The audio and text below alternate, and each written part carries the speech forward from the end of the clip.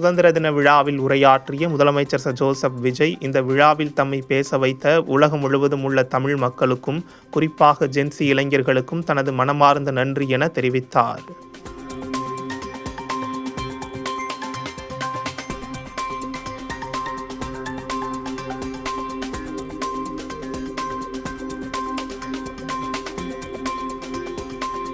சுதந்திர தின செய்தி உரையில் வெளிப்படையான, உண்மையான மற்றும் முற்றிலும் நேர்மையான நிர்வாகத்தை முதன்மை நோக்கமாக கொண்டே தாவேக அரசு திறம்பட செயல்பட்டு வருவதாக முதலமைச்சர் ஜோசப் விஜய் பேச்சு.